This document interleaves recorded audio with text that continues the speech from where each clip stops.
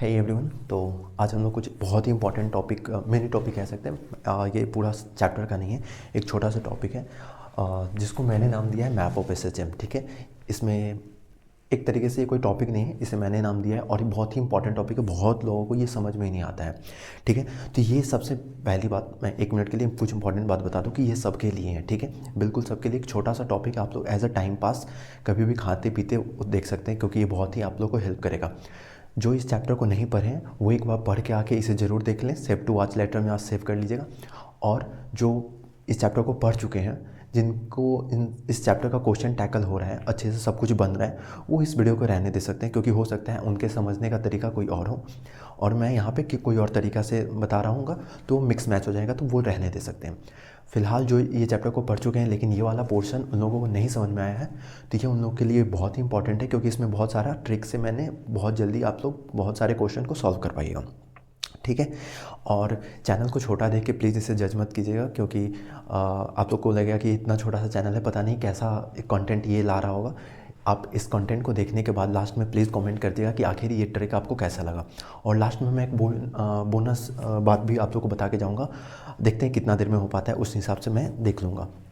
ठीक है, और जिनको ये बात पता है, इस चीज़ को देख के समझ पा रहे हैं, वो यहाँ से बस स्क्रीनशॉट लेके, ये इतना इंपॉर्टेंट है कि स्क्रीनशॉट लेके या फिर एक सीट पे लिख के अपने घर में चिपका लें। ये बहुत इंपॉर्टेंट है। ठीक है, जिनको ये चीज़ समझ में आ रहा है कि क्या लिखा हुआ है, और जिनको नहीं समझ में आ रहा है, मैं यहाँ पे आप लोग से थोड़ा सा टाइम लूँगा, क्योंकि अप्रॉक्स 10 मिनट लगेगा। ठीक है, मैं क्या करूँगा, इस चीज़ को मैंने ये कैसे प्लॉट किया है एक बार फिर से यहाँ पे मैं प्लॉट करके बताऊँगा, क्योंकि अचानक ये सब देखने में यार क्या क्या इस पे लिखा हुआ है, माइंड काम नहीं करता है। लेकिन आप किसी चीज़ को स्टेप बाय स्टेप देखोगे कि ये कैसे बना है, पूरा का पूरा फ्लो चार्ट या पूरा का पूरा ग्राफ कैसे बना है, तब आप लोग के माइंड में ज़्यादा से ज़्यादा सेट होता है। ठीक है, तो जिनको आता है यहाँ से स्क्रीनशॉट लेके आप लोग जा सकते हैं, कोई बात नहीं आप लोग को, लेकिन ये बहुत इंपॉर्टेंट है। और जिनको नहीं आता है मैं यहाँ पे भी बताने वाला हूँ। ठीक है, तो चलिए लेक्चर को स्टार्ट करते हैं। चैप्टर है एसएचएम और एक टॉपिक है मैप ऑफ एसएचएम। एनसीईआरटी में कोई टॉपिक नहीं है, इसे मैं ट्रिक के नाम से कह रहा हूँ। ठीक है, और ये बहुत इंपॉर्टेंट टॉपिक है। कैसे इसमें ना, इसके मदद से आप बहुत ही आसानी से time period, kinetic energy, potential energy का फिर से रेशियो निकाल सकते हैं। क्वेश्चन में ऐसे क्वेश्चन पूछ सकता है। ठीक है, फिर से टाइम पीरियड का रेशियो निकाल सकते हैं, किस पॉइंट से कहाँ तक जाने में कितना टाइम लगा है, ये आप आराम से निकाल सकते हैं। ठीक है, तो इस मैप का ये सारे बेनिफिट है छोटा ही टॉपिक, लेकिन एक बार समझ लीजिएगा तो ये बहुत आसान लगेगा। समझने में एक बार थोड़ा टाइम लगेगा, लेकिन एक बार समझने के बाद बहुत आसान लगेगा। मैप ऑफ एसएचएम पढ़ने से पहले मैं कुछ बेसिक बात यहाँ से आप लोगों को करना स्टार्ट करता हूँ। ठीक है, सबसे पहले एक एसएचएम या वन कंप्लीट साइकिल या वन ऑसिलेशन, कुछ भी आप बोलिए। मैं अगर यहाँ से स्टार्ट कर रहा हूँ, यहाँ से यहाँ गया, फिर यहाँ से मीन पोजीशन पे आया, फिर मीन से एक्सट्रीम गया, फिर एक्सट्रीम से मीन पे आया, ये एक ऑसिलेशन हुआ। तो अगर एक एसएचएम या वन कंप्लीट साइकिल या वन ऑसिलेशन जब होता है, कोई भी ऑब्जेक्ट अगर वन कंप्लीट साइकिल या वन ऑसिलेशन करता है, तो उसका एंगुलर डिस्प्लेसमेंट जो होता है 2π होता है। और एक ऑसिलेशन करने में जितना टाइम लगा उसी को टाइम पीरियड कहते हैं। ठीक है, और टाइम पीरियड का फॉर्मूला क्या होता है, टोटल एंगुलर डिस्प्लेसमेंट, जो कि होगा 2π बाय उसका एंगुलर स्पीड यानी ओमेगा। तो टाइम पीरियड कैसे निकलता है, 2π बाय ओमेगा से हम लोग टाइम पीरियड निकाल सकते हैं। अब देखो, मान लो टाइम पीरियड क्या है, किसी ऑसिलेशन का टाइम पीरियड है t, तो यानी उसको 2π चलने में t टाइम लगा। ठीक है, तो 2π क्या है एक्चुअली, रेडियन, एंगुलर डिस्प्लेसमेंट का यूनिट रेडियन होता है, यानी 2π रेडियन चलने में t टाइम लगा, तो 1 रेडियन चलने में t बाई 2π लगेगा, और थीटा रेडियन चलने में t by 2π into theta radian चलेगा। तो थीटा रेडियन चलने में कितना टाइम लगा, ये कोई भी जनरल टाइम t है, कोई भी जनरल थीटा यहाँ पे हम लोग पुट करेंगे और हम लोग जनरल टाइम निकाल पाएंगे। ये हम लोग का टाइम का सिंपल यूनिटरी मेथड लगा हुआ है। ठीक है, अगला जो इक्वेशन हम लोग को पता होगा, एसएचएम में आप लोग पढ़े होइएगा कि एक्स का यानी पोजीशन का जो इक्वेशन होता है वो a sin omega t plus five होता है। ओमेगा t प्लस फाइव क्या होता है, ये फेज़ होता है, और फाइव क्या होता है, इनिशियल फेज़ होता है। इनिशियल फेज़ कहने का क्या मतलब है कि अगर टाइम को आप जीरो कीजिएगा, अगर टाइम को जीरो कीजिएगा तो वो टाइम जीरो पे ऑब्जेक्ट कहाँ पे है। अगर मान लीजिए बस जस्ट एक एग्जांपल ले रहे हैं, मान लीजिए ऑब्जेक्ट 30 डिग्री से स्टार्ट हो रहा है, 30 डिग्री से स्टार्ट हो रहा है। ठीक है, एसएचएम स्टार्ट कर रहा है 30 डिग्री पे, मीन पोजीशन से नहीं कर रहा है, तो यहाँ पे फेज़ क्या रहेगा, 30 डिग्री रहेगा। ठीक है, अभी मैं डिग्री में ही बात कर रहा हूँ। ठीक है, इसको, लेकिन यहाँ पे ये रेडियन में होता है। ठीक है, अगर मान लीजिए ऑब्जेक्ट अपना SHM मीन पोजीशन से ना करके 30 डिग्री से कर रहा है, तो यहाँ पे फाई क्या हो जाएगा 30 डिग्री, तो टाइम को 0 पुट कीजिएगा तो साइन ओमेगा टी कट जाएगा और साइन 30 बच जाएगा, जिसको जो हम लोग को बता रहा होगा कि हम लोग का जो SHM है मीन पोजीशन से ना होके 30 डिग्री से स्टार्ट हो रहा है। लेकिन चूंकि हम लोग यहाँ पे जो प्लॉट किए हुए हैं, ये जो ऑब्जेक्ट है ये अपना SHM मीन पोजीशन से ही स्टार्ट कर रहा है, मीन पोजीशन से स्टार्ट कर रहा है, इसीलिए हम लोग का फाई यहाँ पे क्या हो गया 0 हो गया। ठीक है, फाई यहाँ पे क्या हो गया 0 की, अगर साइन जैसे ही यहाँ पे टाइम को भी पुट करेंगे तो साइन ओमेगा टी भी 0 हो जाएगा और साइन 0 का वैल्यू भी 0 होगा, यानी x इक्वल्स टू 0 हो जाएगा, यानी मीन पोजीशन हम लोग को आ गया x इक्वल्स टू 0। ठीक है, उसके बाद एंगुलर डिस्प्लेसमेंट। ठीक है, थीटा को हम लोगों ने क्या कहा, एंगुलर डिस्प्लेसमेंट का है। ठीक है, अब थीटा हो सकता है एक जनरल थीटा का हम लोग जब बात करें तो 30 डिग्री भी हो सकता है, 45 डिग्री हो सकता है, कितना भी हो सकता है कि ऑब्जेक्ट कितना चला है, एंगुलर डिस्प्लेसमेंट 30, 45, 60, 90, 120, 135, 150, 180 कुछ भी हो सकता है। 180 को पाई कहते हैं, ठीक है, और 90 को पाई बाई 2, यानी 180 का आधा कहते हैं, पाई बाई 2 कहते हैं। फिर 60 को पाई बाई 3 कहते हैं, फिर 45 को पाई बाई 4 कहते हैं, 30 को पाई बाई 6 कहते हैं। ठीक है, ये जनरली सबको पता होता है क्योंकि 1 पाई को क्या कहेंगे 180, तो 180 को जब 6 से डिवाइड करेंगे तो 30 ही आता है, तो इसको पाई बाई 6 भी लिख सकते हैं। इस चीज़ को किसी लोगों को बहुत सारा परेशानी होता है, तो मैंने एक बार छोटा सा मैं यहाँ पर लिख देता हूँ कि अब देखिए इसको आप लोग कितने आसानी से लिख सकते हैं। 60 का दूना है 120, तो 60 का क्या है पाई बाई 3 है, तो ये क्या हो जाएगा 2 पाई बाई 3 हो जाएगा 3। ठीक है, 45 में 3 से मल्टीप्लाई करेंगे तो 135 आ जाएगा, तो ये पाई बाई 4 है, तो 3 से मल्टीप्लाई कर देंगे तो 3 पाई बाई 4 हो जाएगा। 50 डिग्री है, ठीक है, 50 डिग्री का सबसे बेस्ट यहाँ पे आप लोग निकाल सकते हैं कि 30 में अगर 5 से मल्टीप्लाई करेंगे तो 150 हो जाएगा, तो इसको आप लोग क्या लिख सकते हैं 5 पाई बाई 6 भी लिख सकते हैं। ठीक है, ये एक जनरली मैंने बता दिया कि आप लोग इस तरीके से भी लिख सकते हैं। ठीक है, तो ये कुछ बेसिक बात इस मैप को समझने से पहले आपको पता होना चाहिए था। अब एक और बेसिक बात, जनरली अगर मैं इसका वन शॉट नहीं ले पाया क्योंकि मेरे पास थोड़ा सा टाइम का भी कमी है, लेकिन ये एक इंपॉर्टेंट टॉपिक था तो मैं सोचा क्यों नहीं इसे बता देता हूँ। ठीक है, तो अगर मैंने अपना वन शॉट लेता तो मैं उसमें बताता कि आप किसी भी energy, total energy, kinetic energy या पोटेंशियल एनर्जी, जो भी आप याद कर रहे हो के टर्म में याद करो, के टर्म में। ठीक है, के को आप लोग चेंज कर सकते हो, आराम से कर सकते हो। ठीक है, और ये के का रिलेशन सबको पता होगा कि ओमेगा स्क्वायर बराबर होता है के बाई एम। ठीक है, यही इसका रिलेशन होता है, तो के इक्वल्स टू क्या हो जाएगा ओमेगा स्क्वायर एम। ठीक है, ये जनरल रिलेशन है, सबको पता होगा। ठीक है, तो मैं वही कह रहा हूँ कि के को आप लोग चेंज कर सकते हो। मेरे हिसाब से अगर आप पहले से याद करके रखे हो सबका फॉर्मूला तो कोई बात नहीं, अगर नहीं याद किए हो तो एनर्जी का कौन सा फॉर्मूला याद करोगे, टोटल, ये है total energy half K A square. ठीक है, ये है काइनेटिक एनर्जी, काइनेटिक एनर्जी का फॉर्मूला क्या होता है, ये half M B A square से ही निकला हुआ है, half K A square minus X square general formula होता है, और पोटेंशियल एनर्जी होता है हाफ के एक्स स्क्वायर। ठीक है, ये फॉर्मूला होता है जनरल। अब मैंने कहा कि टोटल एनर्जी हुआ हाफ के ए स्क्वायर। ठीक है, टोटल एनर्जी क्या हुआ हाफ के ए स्क्वायर, तो इसको क्यों ना मैंने ई मान लिया, ई लेट कर लिया कि इस वैल्यू को हम लोग ई कहेंगे। ठीक है, तो अब काइनेटिक एनर्जी मैं लिखना स्टार्ट करता हूँ, तो हाफ के ए माइनस एक्स का स्क्वायर, ये होता है जनरल फार्मूला। अभी इसको मैं हटा दे रहा हूँ, ये होता है जनरल फार्मूला। तो मैंने क्या किया, ए स्क्वायर बाई ए स्क्वायर से मल्टीप्लाई कर दिया। ठीक है, ए स्क्वायर बाई ए स्क्वायर से मल्टीप्लाई कर दिया, तो मैं इसमें से क्या कर सकता हूँ कि ए स्क्वायर कॉमन ले सकता हूँ। तो जैसे half K A square common लिया तो यहाँ पे 1 बचा, और इस जगह पे x square by A square बच गया। ठीक है, ये ए स्क्वायर कॉमन निकल गया। ठीक है, तो 1 minus X square by A square, तो इसको मैंने क्या, हम लोगों ने क्या माना, हाफ के ए स्क्वायर को हम लोगों ने ई माना है, तो E into 1 minus X square by A square हो गया। ये याद नहीं करना है, ये बस इस ग्राफ को प्लॉट करने में मदद करने वाला है। ठीक है, उसके बाद पोटेंशियल एनर्जी क्या होता है, हाफ के एक्स स्क्वायर होता है, लेकिन हम लोगों ने ए स्क्वायर बाई ए स्क्वायर से मल्टीप्लाई कर दिया, मल्टीप्लाई डिवाइड कर दिया, तो इसमें कोई फ़र्क पड़ने वाला नहीं है। ठीक है, तो हाफ के ए स्क्वायर को क्या लिख सकते हैं, ई लिख सकते हैं, हाफ के ए स्क्वायर को ई लिख सकते हैं, तो ई हो गया, और x square by A square बच गया। ठीक है, तो ये दोनों यहाँ पे हम लोग का काम आने वाला है इस एनर्जी या फिर मैप ऑफ सिस्टम को प्लॉट करने में। ये कुछ बेसिक बातें जो आप लोग को पता होना चाहिए इस प्लॉट को ड्रॉ करने के पहले। अब चलिए इस चीज़ को मैं स्टेप बाय स्टेप दिखाता हूँ कि कैसे आखिर ये टोटल बना हुआ है। ठीक है, एक बार जब आप देख लीजिएगा तो आपके लिए याद करना भी ज़्यादा आसान पड़ जाएगा, ऐसे रटना कुछ नहीं होगा। ठीक है, चलिए तो मैं स्टार्ट करता हूँ यहाँ पे। यहाँ पे सबसे पहले हम लोग क्या करते हैं, एक लंबा सा ड्रॉ कर लेते हैं, ठीक है।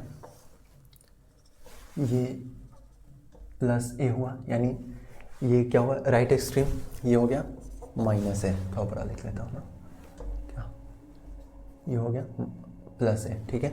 बीच में कहीं पे अपना हो गया x इक्वल टू 0, जो कि क्या होगा, मीन पोजीशन होगा, ठीक है। x इक्वल टू 0 क्या हो गया, मीन पोजीशन हो गया, ठीक है। अब यहाँ पे मैंने लिखा है कि सबसे पहला स्टेप जो है, आप लोग एंगुलर डिस्प्लेसमेंट को इस ग्राफ पे प्लॉट करोगे। एंगुलर डिस्प्लेसमेंट अब प्लॉट करना है तो हम लोग पाई में करें कि थीटा डिग्री में करें। तो जनरली हम लोग का माइंड, हम लोग बचपन से डिग्री याद करते हुए, तो हम लोग यहाँ पे डिग्री में प्लॉट करेंगे, और कहीं क्वेश्चन में ज़रूरत पड़ेगा तो हम लोग पाई में उसको कन्वर्ट कर लेंगे। तो हम लोग एंगुलर डिस्प्लेसमेंट को, सबसे पहला स्टेप यही है कि एंगुलर डिस्प्लेसमेंट को आप लोग को ग्राफ पे प्लॉट करना है, ठीक है। किसमें, डिग्री में, ताकि आप लोग को आसानी से याद रहे। अब डिग्री में जैसे हम लोग प्लॉट करें तो फेमस एंगल तो यही होता है ना। तो मान लीजिए हम लोग का ऑब्जेक्ट SHM में स्टार्ट कर रहा है इसी डायरेक्शन में, ठीक है। तो सबसे पहला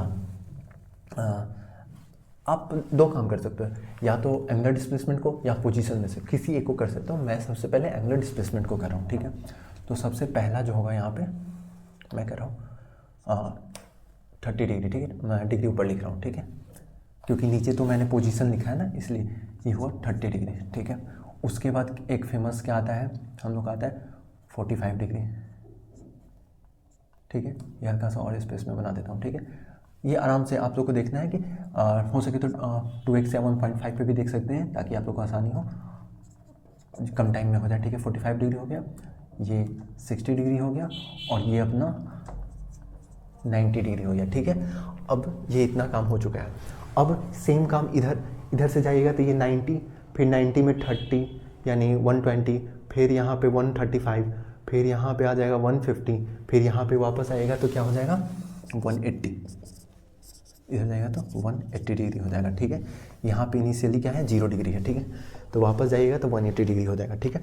तो आपको जनरली एक साइड का प्लॉट करना है, बाकी सेम इधर कॉपी पेस्ट कर देना है, इसमें कोई दिक्कत नहीं है, ठीक है। अब हम लोगों ने थीटा यहाँ पे पुट कर दिया।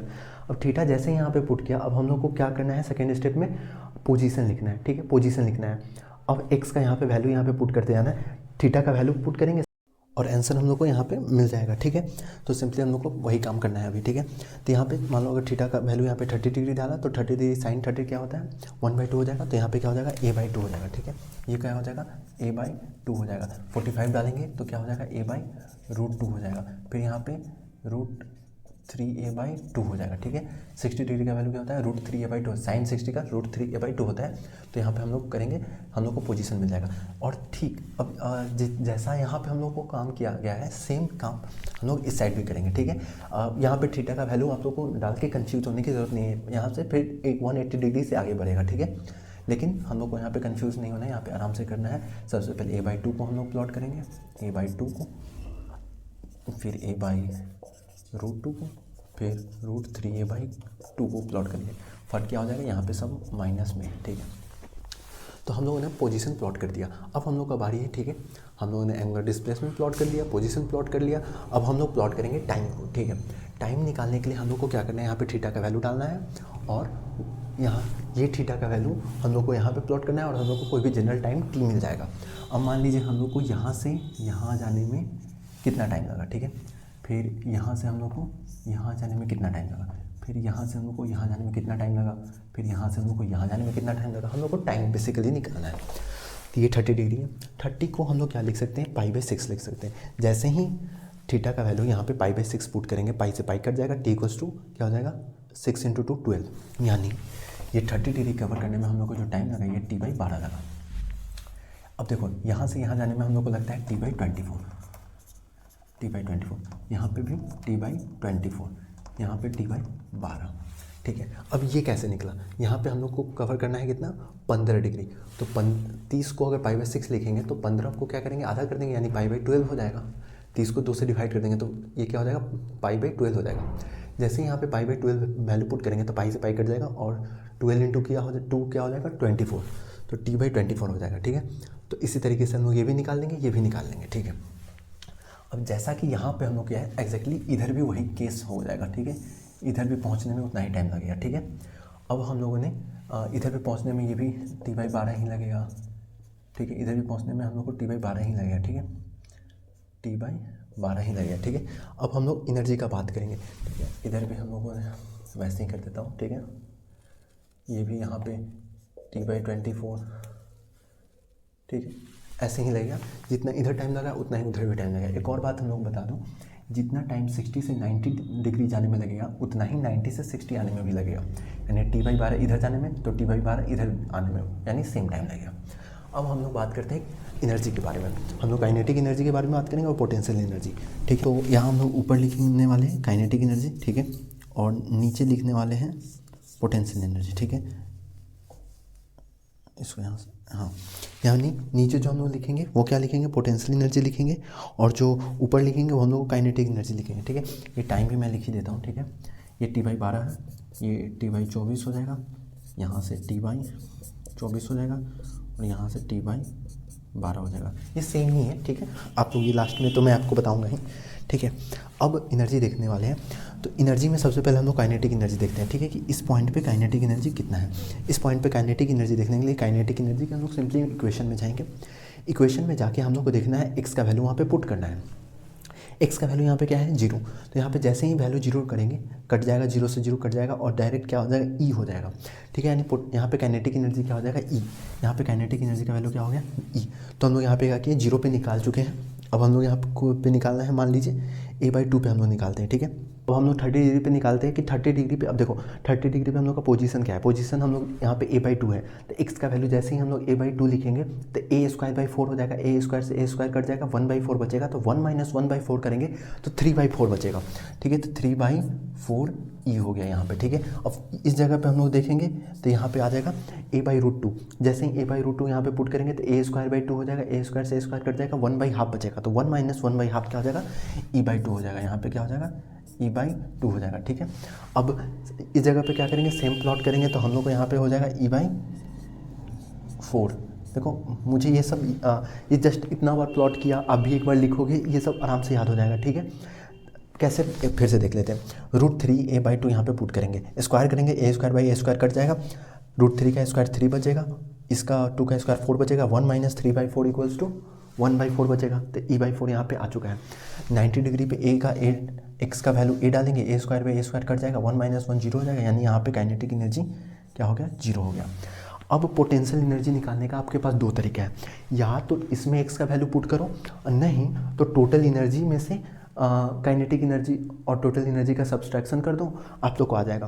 काइनेटिक एनर्जी यहाँ पे ई है, टोटल एनर्जी भी ई है, तो यहाँ पे पोटेंशियल एनर्जी कितना हो जाएगा, 0 हो जाएगा, ठीक है। अब देखो, अब यहाँ पे काइनेटिक एनर्जी 3/4 है और टोटल एनर्जी ई है, और यहाँ पे 3/4 ई है, तो माइनस करोगे तो क्या हो जाएगा, E/4 यहाँ पे आ जाएगा, ठीक है। इस जगह पे क्या होगा, E/2 है तो E/2 है, ठीक है, E/2। तो ये पोजीशन याद रखना है, A/√2 एक ऐसा पोजीशन, मैंने यहाँ पे स्टार भी लगाया है, ठीक है। A/√2 एक ऐसा पोजीशन है जहाँ पे काइनेटिक एंड पोटेंशियल दोनों बराबर हैं, ठीक है। अब यहाँ पे देखो इस पॉइंट पे क्या होगा, E/4 है तो पोटेंशियल एनर्जी क्या हो जाएगा, 3E/4 हो जाएगा, 3E/4 हो जाएगा, ठीक है। अब देखो एक निकाल के भी मैं बता देता हूँ, ठीक है। जैसे 3A²/4 यहाँ पे पुट करोगे, ठीक है, यहाँ पे जैसे पुट करोगे तो A² कट जाएगा, 3 का स्क्वायर हो जाएगा 3, और 2 का स्क्वायर क्या हो जाएगा 4, √3 का स्क्वायर 3 और 2 का स्क्वायर हो जाएगा 4, तो 3/4 ई यहाँ पे आ जाएगा आसानी से, ठीक है। और एक्सट्रीम पोजीशन पे जहाँ पे ये काइनेटिक एनर्जी 0 है और टोटल एनर्जी क्या है, ई है, तो E - 0 क्या हो जाएगा, ई, ठीक है। पोटेंशियल एनर्जी यहाँ पे मैक्सिमम है। सेम चीज़ आप यहाँ पे भी चिपका सकते हो, ठीक है, सेम काम आप यहाँ पे भी कर सकते हो, कोई दिक्कत नहीं है।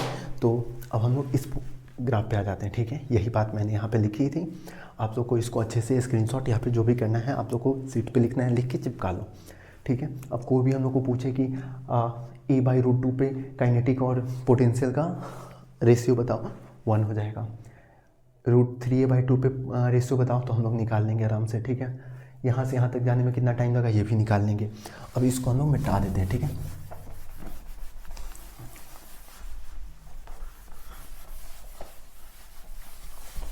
एक इम्पॉर्टेंट बात मैं आप लोगों को बता देता हूँ, सिर्फ एक टॉपिक के लिए मैं नहीं चाह रहा हूँ कि सिर्फ एक टॉपिक के लिए आपका इतना टाइम वेस्ट हो। एक ऐसा चीज़ मैं आप लोगों को बता देता हूँ जो आप लोग हो सकता है कि पढ़े हो कहीं पे, लेकिन मुझे तो कहीं नहीं पढ़ाया गया था, मैंने ये खुद से सोचा था, ठीक है। मैंने ये खुद से सोचा था, दो चीज़ आप लोग को बता देता हूँ। एक क्या बता देता हूँ कि एक फ्रीक्वेंसी बता देता हूँ, ठीक है। कोई भी SHM दिया हुआ है, इफ़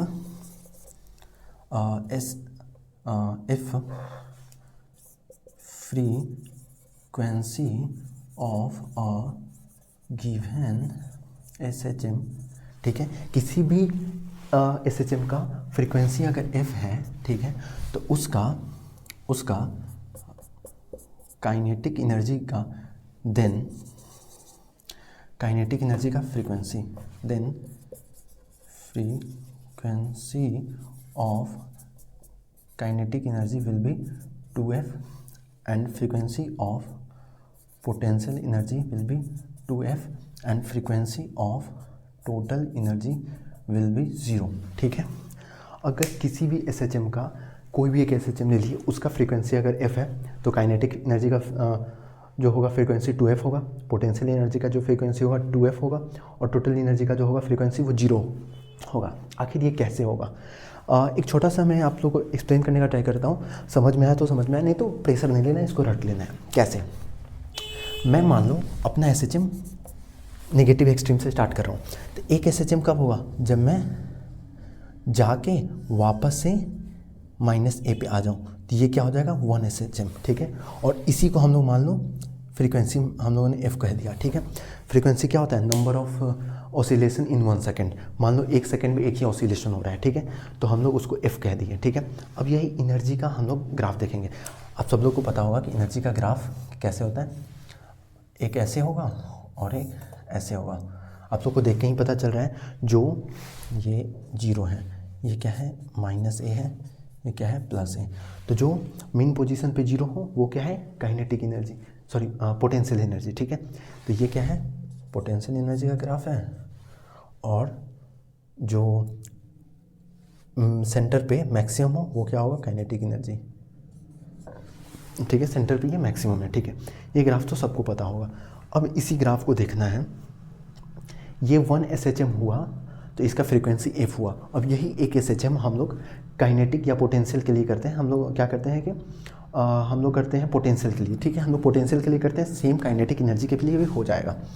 -a से स्टार्ट करते हैं क्या? पोटेंशियल। तो पोटेंशियल -a यानी माइनस एक्सट्रीम पे क्या होगा? मैक्सिमम होगा। मीन पे आएंगे, कहीं पे यहाँ पे मीन होगा और यहाँ पे +a होगा, ठीक है। तो ही तो 1 ऑसिलेशन हुआ है। जैसे ही मीन पे आएंगे पोटेंशियल क्या हो जाएगा? 0। फिर एक्सट्रीम पे जाएंगे, पोटेंशियल क्या हो जाएगा? मैक्सिमम।